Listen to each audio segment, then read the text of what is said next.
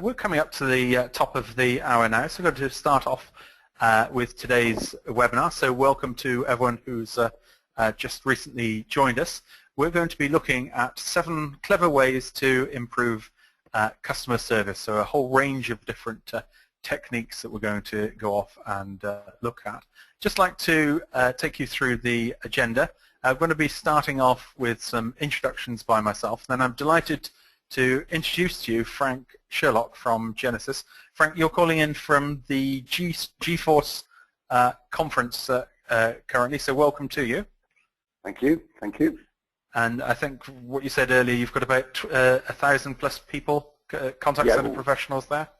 Yeah, we have an annual event for our customers and partners, and this is the EME event. It's in London this year. It was in Vienna last year, and yes, we've got 1,200 guests. So it's been a busy couple of days. So this is a nice breakout for me from the event to hopefully inform and share my experiences with the audience. So really fabulous. Well, after Frank, who's going to be taking us through 4 ways to improve customer service, to round off the 7, we're joined by Mike Allen from Right First Time Contact Center. Welcome to you, Mike.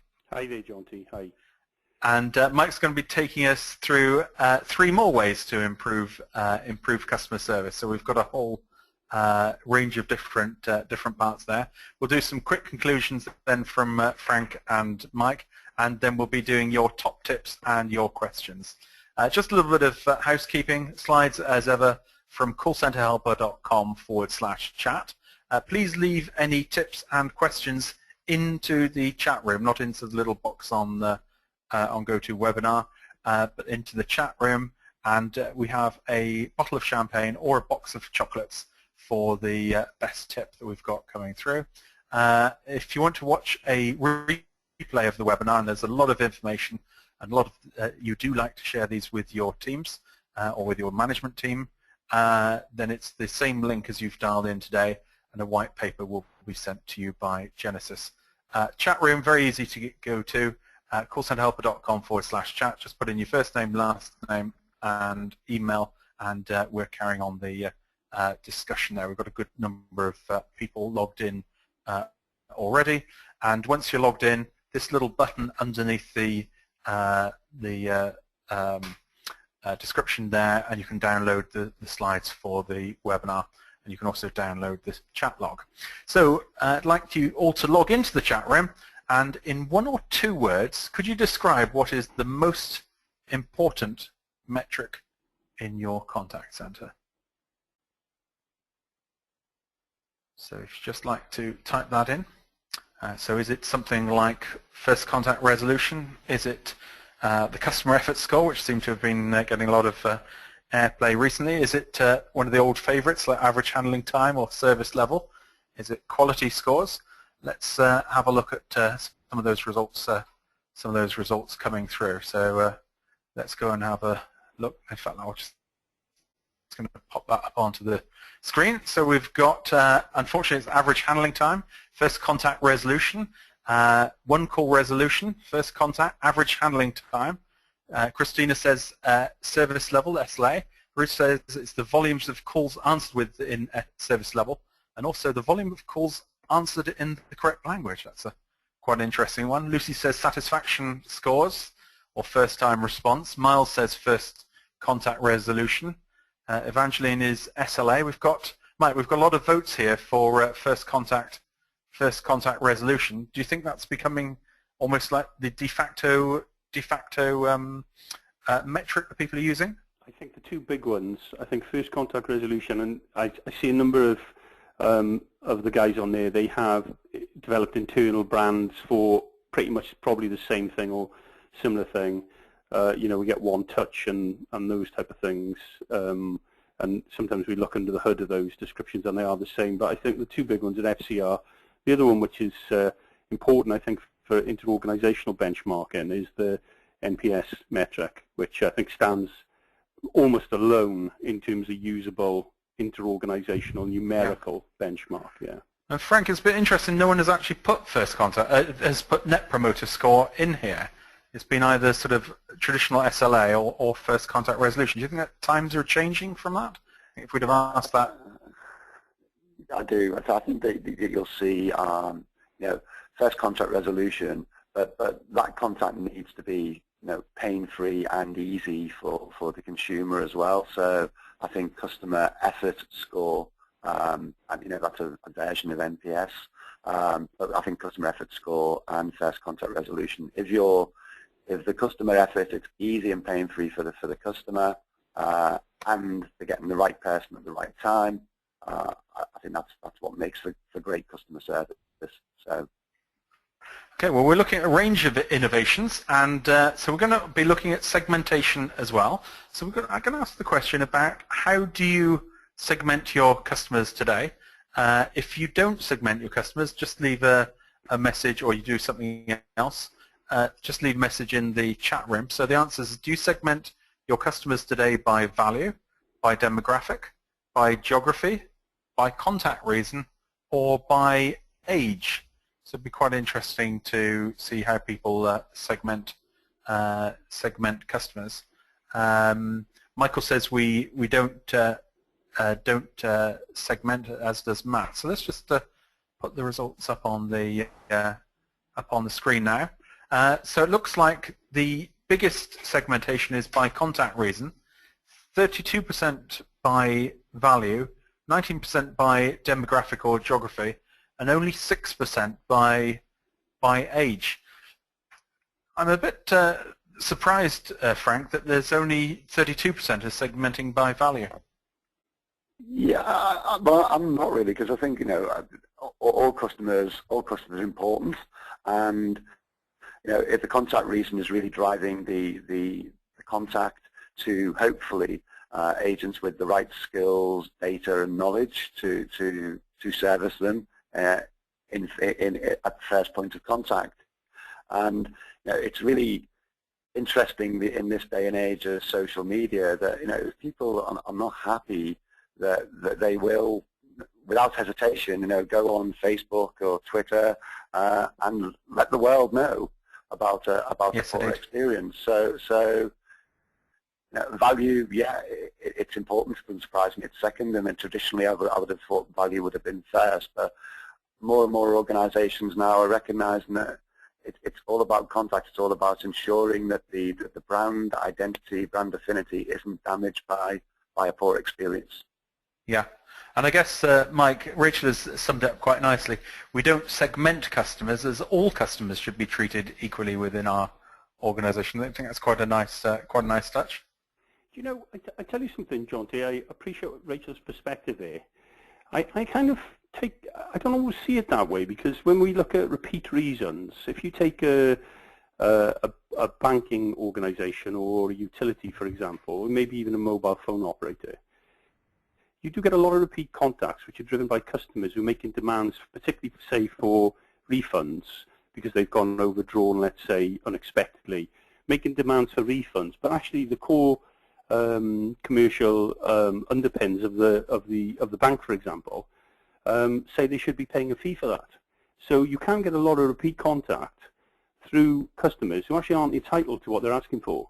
And I think, yes, we do talk a lot about the customer is king, but the customer, the organisation has to also, in the context of good customer service, deliver good customer service, but maintain its underlying commercial principles as well. Yeah, often tricky, because that's one of the big problems with metrics. At customer service, you take the impact of everything that the company or the brand stands for, and if you've got some procedures that may not be terribly popular, that's taken out in terms of the contact center. So I think that's a very good segue into Frank Sherlock, who's going to look at some of these issues and is going to take us through the first of the 4 clever ways in which we can improve customer service. So if we just pass the baton across to you there, Frank, and if we can get your slides up on the screen, which we can see now. And Frank, would you like to take us through your 4 ideas? Looks like you've got a bonus one as well. So across to Frank, if you'd like to introduce yourself and take us through them. Okay. Yeah, I'm Frank Sherlock, as John T. said. I'm the Business Development Director for Genesis. I'm responsible for Genesis cloud contact center solutions to the SMB marketplace in the UK and Ireland. And thanks everyone for joining us this afternoon. So yes, John T, I know you asked me to give 4 tips today, but because I'm having such a great time here in our event in London, I'm going to share with you a bonus tip. This is some research from Ovum about how channel behavior has changed in the last 2 years. What I would draw people's attention to on this slide is it's easy for everyone to get carried away with the latest and greatest trends on social media, web chat, etc. However, in a multi-channel world, customers want choice. They have really high expectations, and in fact, as you can see here, all channels are growing. So the challenge for everyone on the webinar today as contact center leaders is really to provide great customer experience across all channels and to be able to seamlessly link and blend these channels on a single customer interaction. So I guess my bonus tip call to action is to be ready for the world of multi-channel customer service, because one size no longer fits all when it comes to service channels. So tip number 1 is get proactive. Contact the customers before they contact you, but make the proactive communications timely, personalized, and relevant to the consumer. If you do this, you'll also be able to reduce your inbound calls and improve your agent efficiency. And the quote you've got here is from the Temkin Group, who do a lot of work on customer experience, and it highlights really the direct correlation between CSAT and improved business performance. It's now recognized that the top performing companies in customer experience and customer service outperform the business results of the good, average, or poor companies. So providing great customer experience isn't just great for the consumer, it's great for your business. And get proactive throughout the customer life cycle.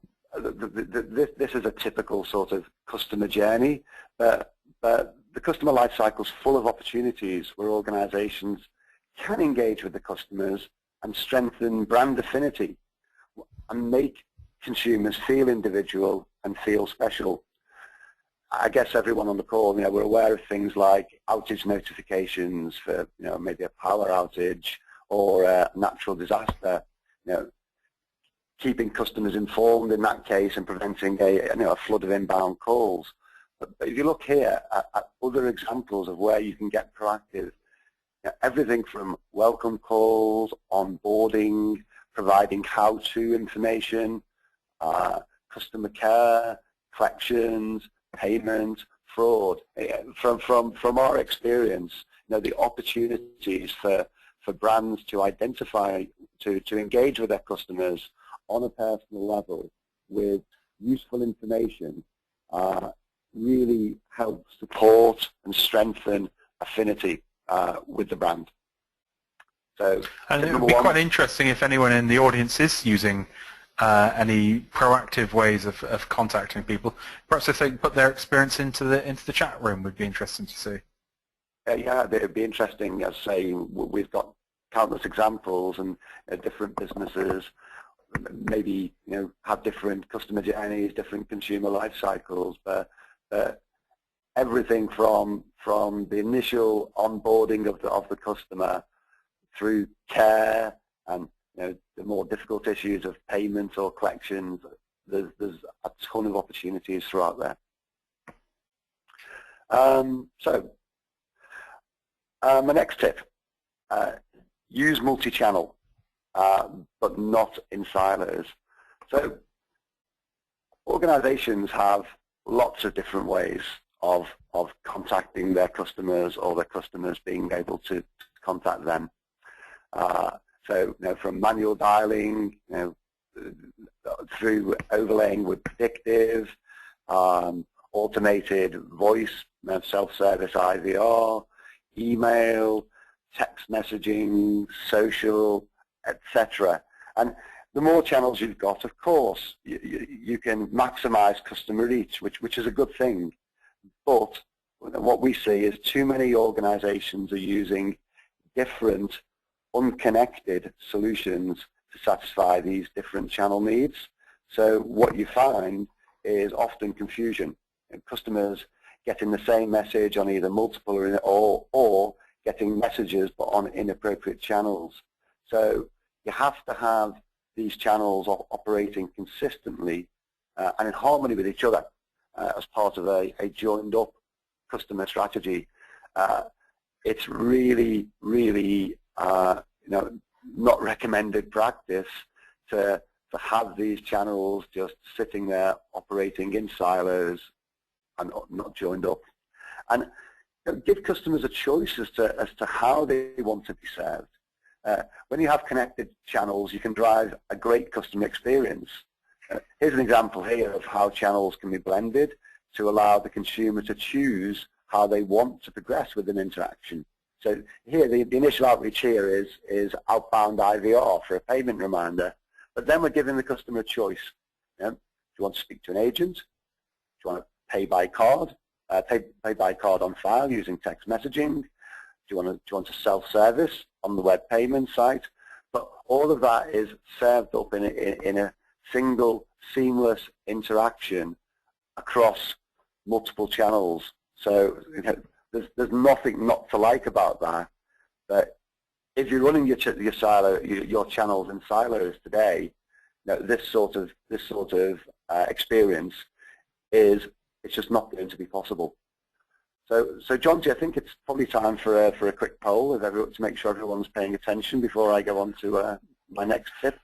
Yeah, we're going to have a little drill down into proactive channels, and I just want to understand which proactive channels do people use for proactive customer communication. So do you use an outbound live agent? Do you use outbound automated voice services? That's like an outbound IVR. Do you use text messaging, SMS text messaging? Do you use web chat, or do you use email for outbound proactive communications? Frank, any idea which one you think is going to come top? I think it really depends on the type of business. If you look at sort of maybe the traditional businesses or organizations, let's take a local authority. They may only have a landline number. A utility may only have a landline number, and so therefore it'd be inappropriate to try and reach out with any channel, I guess, other than a live agent or automated voice. Whereas more digital organizations who've got email and mobile phone numbers, etc., would probably tend to prefer to use email and text messaging. So I would suspect it's voice. Well, let's have a look at the results there coming up. So it looks like email just pips voice a bit there. Mike, 33% using text messaging. That's I would have probably put probably about 20% there. Is that something you're seeing a lot more of? Well, I think single text messaging with links to web pages is a great idea and definitely on the increase. Because I can't speak across all the people in the chat rooms countries, but in the UK, the smartphone now is I think prior to Christmas this year I think it reached the 85% market penetration rate. So it meant that most people can have a text message with a link on it to a specific website, and I can see that only grow. I think those people who are sending out multiple messages, whether it be for promotions or whether it be for feedback, I think that's dead in the water, where they send sort of 6 or 7 messages to pick up feedback or to promote a specific item. I think is a big problem now. I think that's going to die. Yeah. So we've had a couple of little bits of audience feedback in from the audience about how they're using proactive communications. Ian says we contact customers the evening before by text as a reminder of their appointment. I think that's a great thing if you're in something like healthcare or mobile service force. Lots of work done on understanding the customer journey and experience eliminating waste and the IVR journeys, says Julie. Mustafa says, we use proactive in discussion forums, like posting proactive question and answers, FAQs to more educate the customers and increase awareness of self-assisted channels. I quite like that one, Frank. Yeah, I mean, I think that these are all, the thing on customer journey, for example, I'm going to talk about in a few moments, and the ability to be able to push how, as I said, how to type information, where to get resources to allow you to answer frequently asked questions. These are all, and what I'm seeing here is all good practice. What I would say is, just going back to the mobile, you have to have mobile engagement in customer service these days. It's not an option. The mobile device is great because it's always on, so people are always available, and it's a personal device, so it's already there. And we see lots of push outs for things like appointment reminders came up there a few moments ago, where what we'll do is not only remind them about the appointment, but also put a web link in, as Mike said, that will take them to a mobile web page that if they can't make the appointment, they can then reschedule the appointment. So on a single customer interaction, they're once and done. And this is what really, proactive communication does enable people to, the consumers feel good, they feel special, they've had a personalized message, and they've had an easy, pain-free customer experience. So, wonderful. So would you like to take you through your third idea, Frank? Yeah, so it came up on the feedback just then. Map the customer journey. You need to understand how customers interact with you. You need to identify the moments of truth on customer engagements, and then service the consumer on the right channel with the right human skills at that moment of truth. And that's really, mapping the customer journey effectively will allow what I've put on this slide: right channel, right person, right time.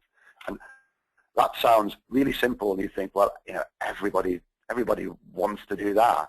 But it may sound simple, but it's not happening consistently. So the example I'm going to give you here is, we at Genesis went on a shopping spree. We registered as a user with 500 retailers, and we went on a shopping spree to basically load our cart with our shopping basket with $200 worth of items at each retailer. But we abandoned the shopping cart on the last step of the journey.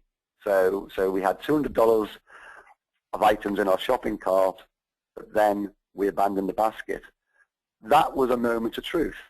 But the moment of truth was lost, because what we discovered was that only 2 of 500 stores offered a proactive chat on the web after we removed the $200 from the cart.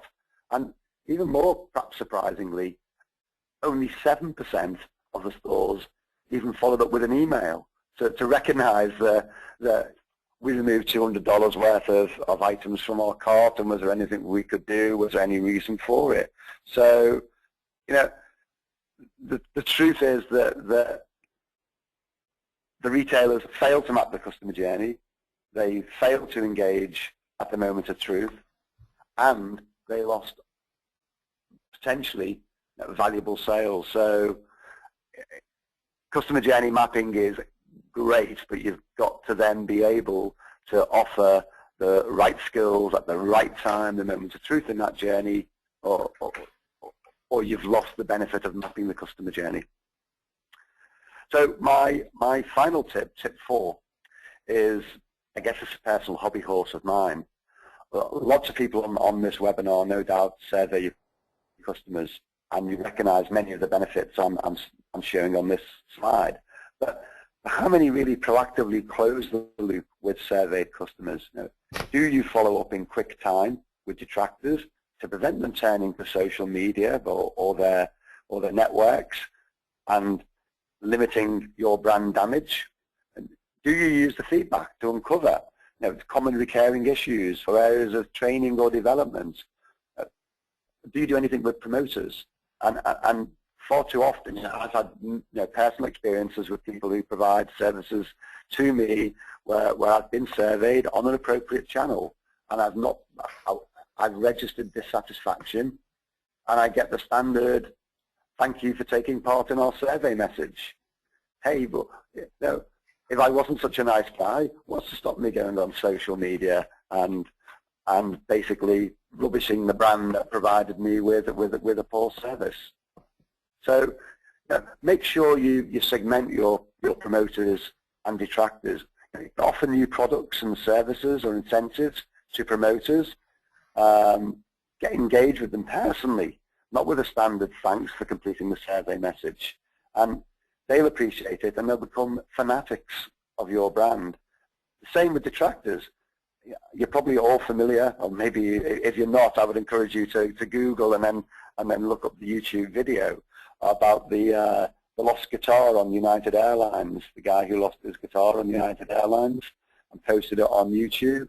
And the impact this created on social media was huge, but the impact on United Airlines brand, I think they lost 10% of company worth as a result of having a dissatisfied customer and not interacting with that dissatisfied customer before they went onto social media. So detractors can really harm your company. It's so important that you speak to them, offer apologies, understand the issues that led to dissatisfaction, and convert them to promoters.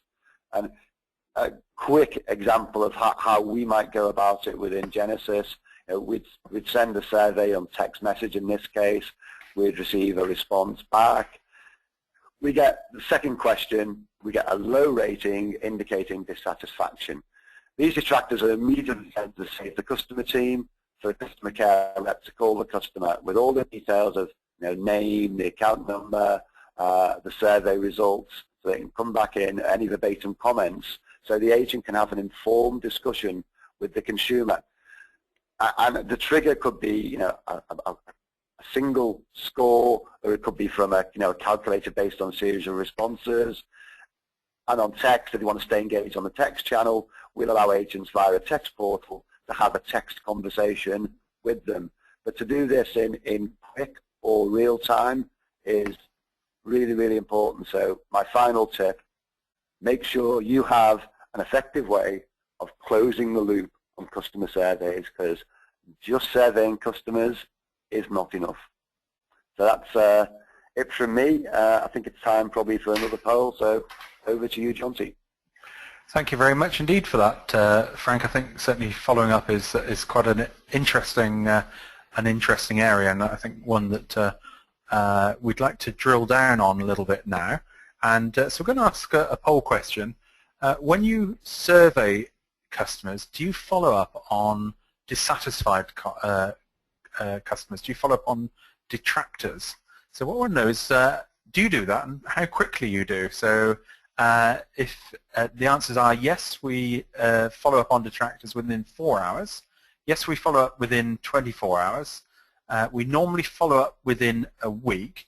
We don't follow up on them, or I'm not entirely certain whether we do or don't. So if you'd like to put the answers on there about following up with customers, let's have a look at where the results are coming through. In my experience, I think it's probably going to be quite a large number of people don't follow up. Let's have a look at the just share the results up on the screen here, and looks like it's quite evenly spread. Only 16% don't follow up with detractors, though 23% not sure. So it looks like, according to this, 19% within 4 hours, 23% within 24 hours. So I think that's 42% do follow up within 24 hours. Mike, that seems quite a high figure. I don't know if we've self-selected on this webinar the more passionate customer service people. I think I would congratulate the participants there, because I mean they've shown a lot of integrity in their answering there. I've seen a similar poll, and sort of everybody said within 4 hours, whereas in reality that isn't the case. I think there is a growing realization on feedback that a customer, this is purely my experience really, and it's not necessarily right or wrong, but what I have noticed is that a number of organizations we've worked with who've tried to feedback within 4 hours, they find that the feedback coming off the survey methodology is so frenetic, it operationally can't be managed, and so they do it in a slightly more sort of scheduled method. So any negative feedback they might get today, they would follow up the following morning in a very organized fashion, prioritize the most important cases and so on. And they found that a more practical way of running it, and their customers are just as happy to have it the following day in terms of resolution then within 4 hours. I think when the survey's done, the survey has to be done as close to the point of issue as possible, and I would hold water with that. But having it done within 4 or 24 hours, I think, is both a good practice. Yeah, I think that's a very good idea of prioritizing, Mike, and doing it in a more structured rather than just, oh, you've given us some negative feedback, which could sound a little bit panicked, I guess, or knee-jerk, rather than actually, thinking, well, we've had a look at your issue, and we might be able to help out on that. So let's have a look. We're now top tips and questions. We've had quite a large number sent in already, and there is either a bottle of champagne or a box of chocolates for the best tip, depending on your preference. We'll pick those at the end of the call. So Elaine says, we carry out home visits, telephone calls, and have a detailed customer support form which asks us how the customer would like to be contacted. We continually ask for contact preference when speaking to customers, because I think that's one of the areas that is quite interesting. Is how do customers prefer to be dealt with, and then I guess the question is how do we honour that going through. I know, talking before the webinar, that Frank, that was a sort of an area you were quite fascinated with honouring customer preferences.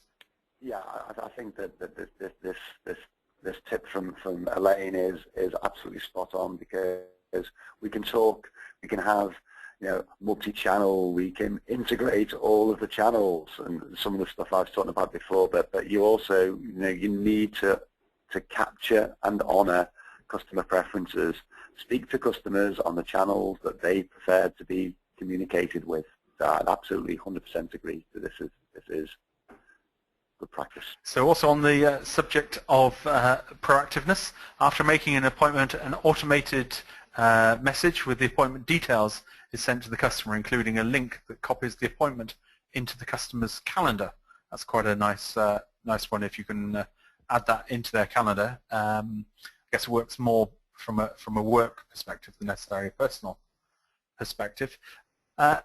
Evangeline, be a customer. We begin through ourselves. We as a customer want to be treated right, and the customer interaction will improve if these customers deserve how they are served. So I guess that we talked about that a couple of weeks ago, about if you're nice to the person on the contact center, they're more likely to be nice to you.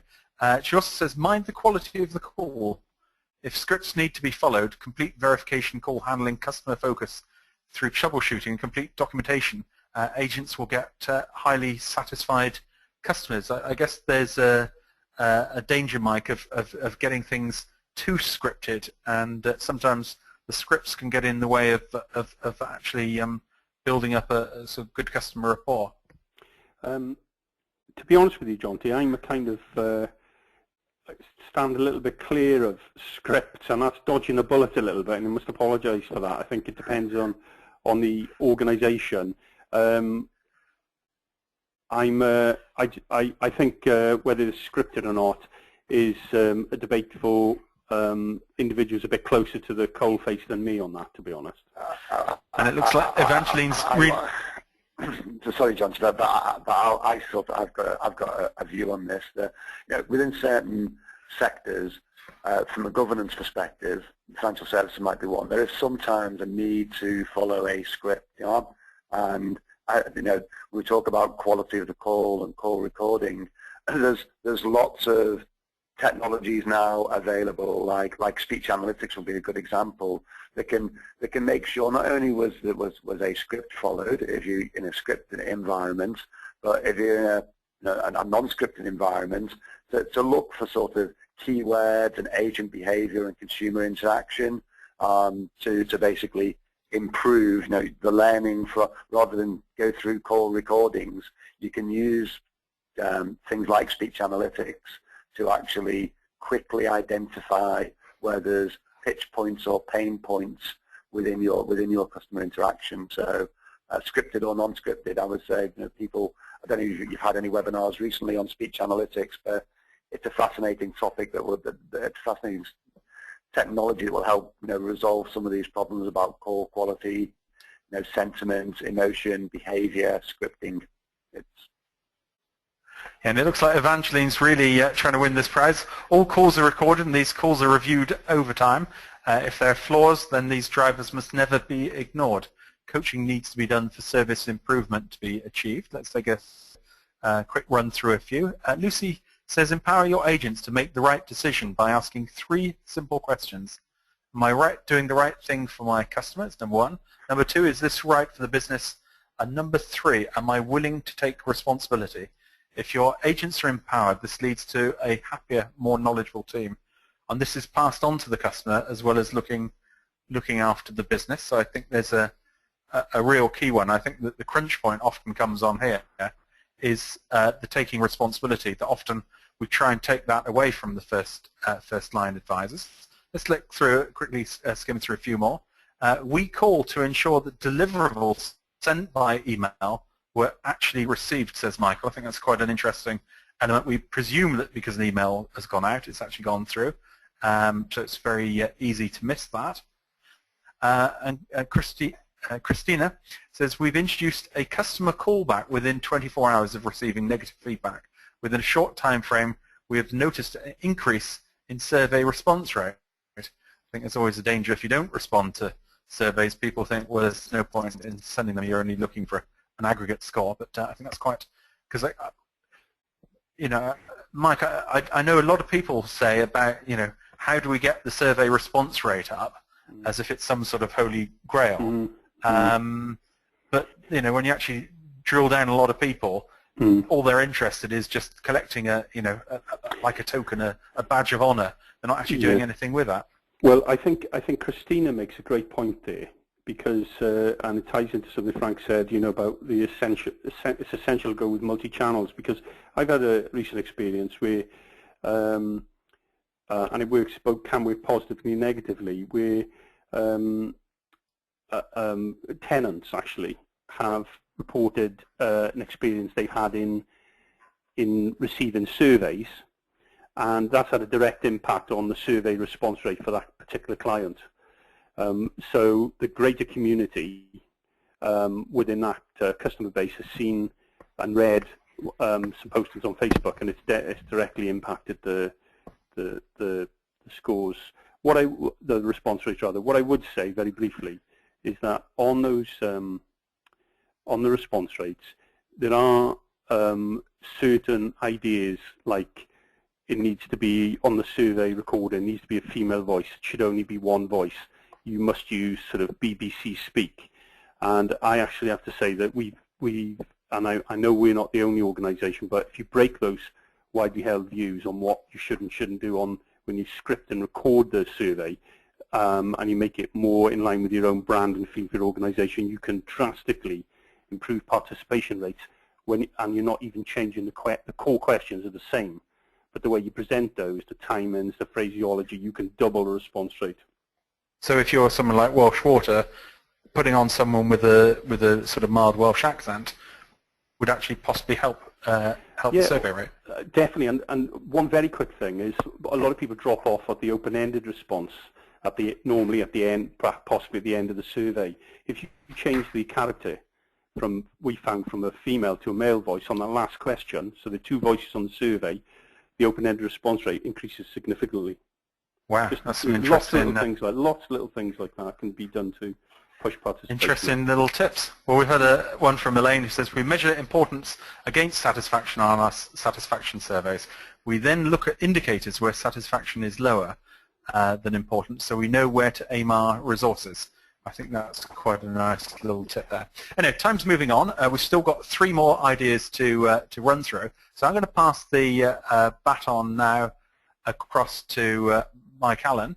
And Mike, if you'd like to take us through some of your ideas then, if you'd like to introduce yourself first. Sure. And we'll have a look at your 3 ideas. Yeah, sure. My name's Michael Allen, and I've enjoyed researching different facets of contact center and customer service since 1991. I run the Right First Time standard, which focuses, as Jonty said, on first contact resolution, and I also run a IVR survey business called Rabbit Surveys. Most important thing I'd say in terms of my introduction is 3-4 years ago, I was very fortunate to start a set of sessions which brought about 350 different organisations into rooms to discuss first contact resolution in a workshop format.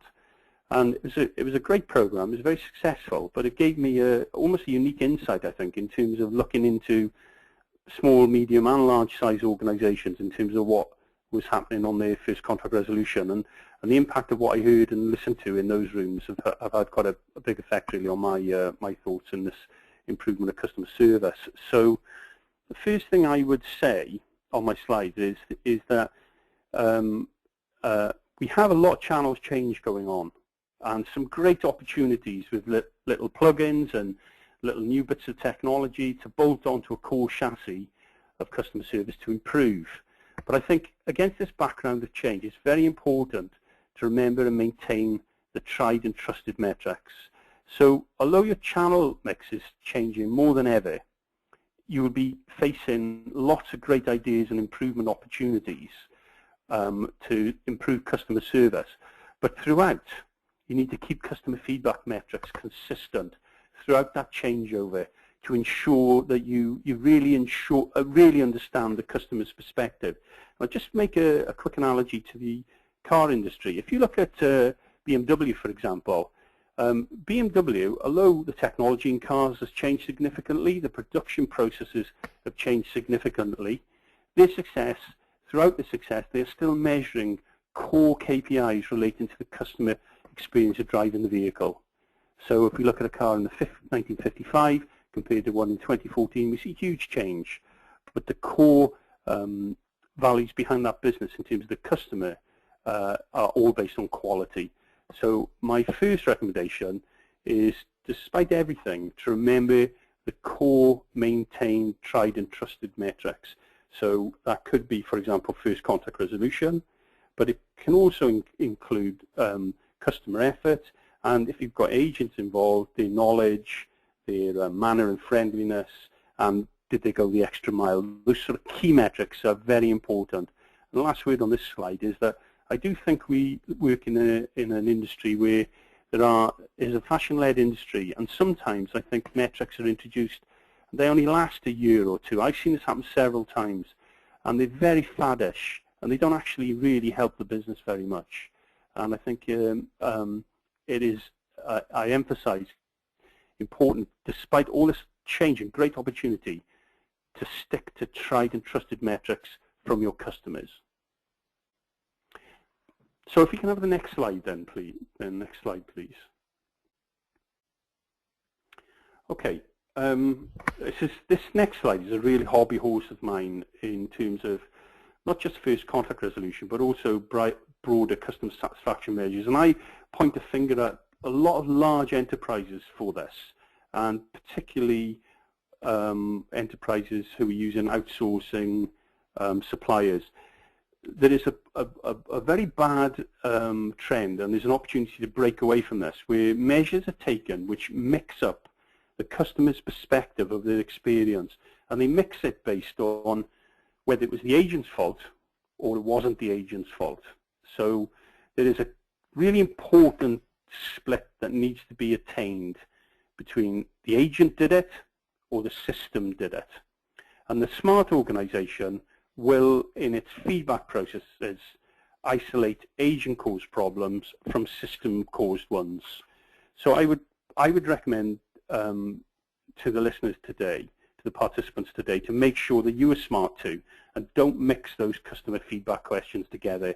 I hear them in my own world, my own personal life, very regularly from some organizations I think should know better by now, frankly. But design your feedback questions so you clearly split those. Make sure you can find out whether it's the fault of the system or the agent, and make sure your outsourcing partners do that as well. Okay, so that's my second point. My third and final point then. First contact resolution is a tremendously complex area, and actually the strategy that a small, medium or large organization can deploy is affected drastically by its ability to invest. A large organization with lots of product change, with lots of brands, with very, very fast-paced new products coming through, will need to get on the high end of the mathematical scale to really measure first contact resolution. Where a smaller organization or a medium-sized one can do things a little bit more homeschool.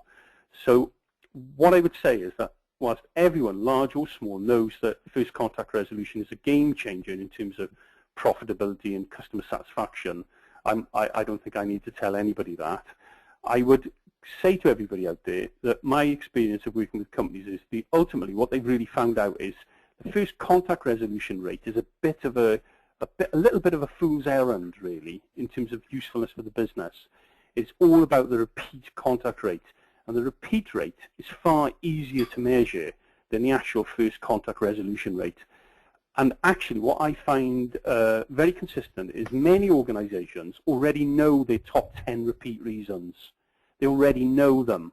So if they give themselves the task of mapping those, as Frank said, effectively, measuring those top 10 repeat reasons, a typical senior manager can invest 2 years of their career in solving those 10 and have done a very, very good job in terms of improving customer satisfaction. So the key things are not just to count, but to categorize carefully those bottlenecks, and that's what they are. You can think of them as bottlenecks, and to solve the repeat reasons, to fix the repeat reasons. And one of the things I think is important here is if you have a system failure, it's normally a technology bottle jam. And what we find is if it's a people bottle jam or an agent bottle jam, those people get hit on the head rapidly to improve. And we're very good at coaching out problems and working on the people caused problems or the agent caused problems. But if it's in a technology or it's stuck in a technology, it tends to just be accepted that, oh, it's going to take a long time to change. I think the world-class organization would put timelines on its systems and say to the people working in the organization, you have to face the same pressures as the guys on the front line, and we need this fixed, and we're not going to wait forever for it. And I think that's an important issue on the key financial improvements in the business and the key customer satisfactions in the business are more often found not on the agent did it side, but on the system problems. Okay.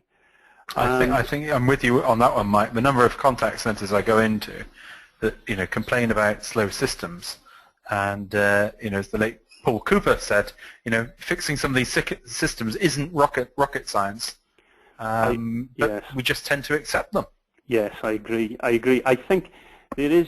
I think I mentioned this before, John, to a previous webinar I did. There's a fantastic book about manufacturing. It's called The Goal by Ellie Goldratt.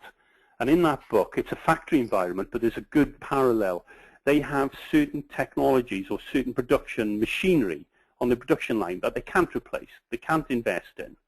So what they do is they find workarounds using smaller, lighter bite technologies.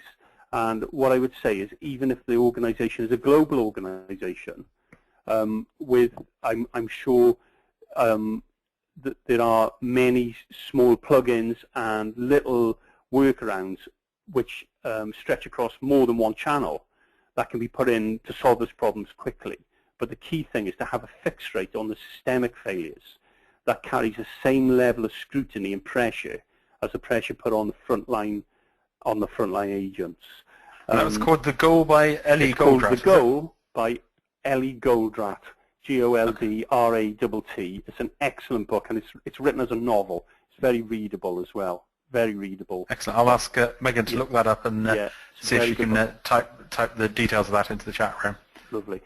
Lovely. And to finish then, John T, what I would say is that the one thing we found when we do the right first time audit, which is a cool code, if you like, cool code examination of FCR, independent of the normal measurement, is that we tend to find very typically an organization will be saying typically our first contact resolution rate is 92%, and we use a fairly belt and braces method of looking at it, and we always find it's near 65, which means that that organization is carrying 1/3 of its activity is based on repeat contact. And I think that's a good place for me to finish. It's repeats that matter. Get those repeat contacts under control. So I mean, it's quite interesting there, Mike, in terms of the what people think is their first contact resolution rate. Why do you think that is specifically so high? I think one of the things, John T, is, I mentioned before when we used to do the seminars on first contact resolution, one of the things was which always at the beginning of the sessions, people would say, how do you measure first contact resolution? How do you measure it? And what used to happen was it would vary wildly depend on the capability of the organization. And if you're talking about doing it cross-channel, across multiple repeat reasons, you are into a mathematical world. You're into algorithm, okay? And it's quite complex, and it's a big issue for most organizations to solve. So what tends to happen, to be honest with you, is that even if you use a cruder method, which might be any form of survey, what we tend to find is that the reason that it's so high is because of internal reasons within the management core, which lack the hard edge that they should have. Okay, and that type of mentality, if you like, I go back to the automotive industry. You tended to have that in the automotive industry years ago, where measurement of production processes was a little bit skewed. Whereas now you find the organisations, to compete, they have to look at their processes using statistical analysis and much harder-nosed design of KPIs. So thank you very much for that, Mike. So just a reminder of our 7 ideas to make customer service more innovative. Tip 1, companies need to be more proactive, which is given by Frank, and that use multi-channel strategies, but be careful not to go into silos. And number 3 was map the customer journey to provide the appropriate human touch, and then followed by close the loop on customer surveys. So Frank, those were your key points. And then from Mike Allen, we had remember to retain tried and trusted metrics, split agent versus non-agent customer satisfaction measures, and first contact resolution, it's repeats that matters. Right, we're going to take a few more questions and tips from the audience. Got a nice bottle of champagne here waiting to be run. Elaine has said, we listen to call recordings and then go into them during team meetings so they can hear each other talking. We then link the calls to the company values to see if they're meeting these values. Call listening is an integrated part of one-to-ones and is used as a learning and coaching tool.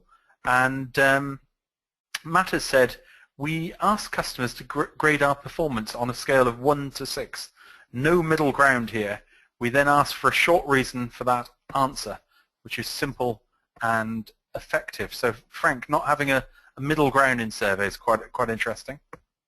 Yeah, it's an interesting approach. Yeah, I think that in particular when we talk about customer effort, there should be no middle ground. You know, if you think about what makes great service, I was listening to a speech by an analyst from Forrester just before this call, and they went back to the classic 4 Ps, but the 4 Ps now on customer service are proactive, personalised, pain-free, which is easy and productive for both the consumer and for the contact centre agent. So there should be no middle ground. It's either, customer effort is either easy or it's not easy. Simple. Oh, brilliant. So those four were proactive, personalised, pain-free, and productive. Correct. And I think that's a nice little 4P thing to remember. We are. Well, we'll see if we can add on the I went to the market and I bought list. So, but I think those four are very, very good. Right, we've had a question in for Marie. Does anyone have any good tips for bringing down call handling or exit points? So we'll ask that of the audience. Mike, I don't know if you've got any thoughts on this one, or is it ask the audience question? That's putting me on the spot a little bit, Jonty, but that's not the first time you've done that. Okay, well, we'll go to a friend on that. Let me come back to that no, in a short while. I would say, Jonty, I have got a, joking aside, I've got a response for that.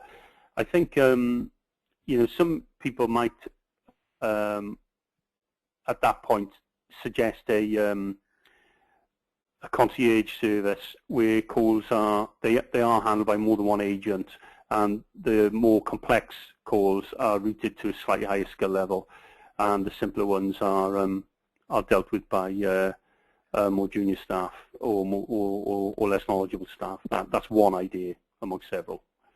Okay, John, I have a view on this as well. I think the two things I would say is you have lots of data about the consumer. Use the data to enhance the call quality and shorten the talk time, and also get proactive and push the self-serve for some of these some of the more repetitive transactions, so call handling time doesn't become an issue. Indeed. So let's have a look at a tip from Matt.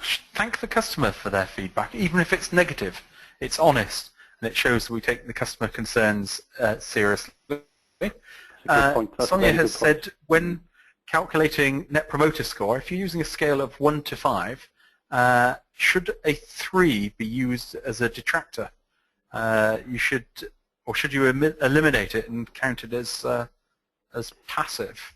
Can I make a comment on that, John T? Sure. You're not really using NPS there, I have to say. We do.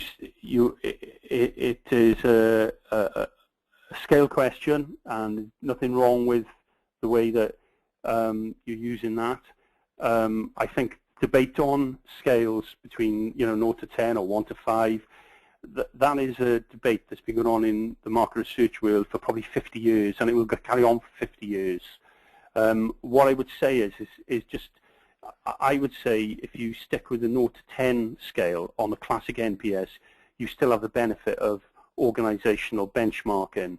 But on a 1 to 5 scale, you don't have the ability to do that. If you try to compare numbers externally, they're not going to be valid. I think I'm on the scale of 0 to 10, I think 6 is treated as a detractor. So just if you're halving the scale to 1 to 5, then I'd say 3 would be treated as a detractor. So it's only presumably 5 as best. It would only 5 be a promoter on that score.